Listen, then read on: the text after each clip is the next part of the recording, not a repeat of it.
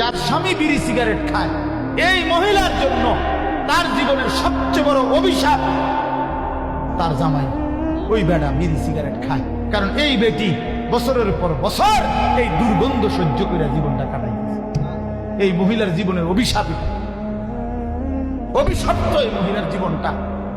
এই বেচারি কষ্ট করতে আছে আজ এতটা বছর এই দুর্গন্ধওয়ালা বেড়ার লগে জীবনটা কাটাইতেছে।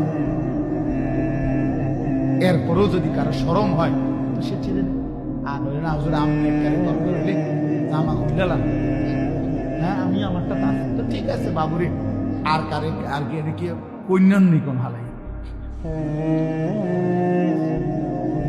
এতটুকু বিবেক দিয়া ভাবেন, নাহলে যুক্তি দেন, একজন যুক্তি দেন, এর পক্ষে একটা যুক্তি দেন, এটার কোনো কল্যাণ, এটার কোনো মঙ্গল আপনি বলেন, আমি মাইনে নেব, আমি শুনবো।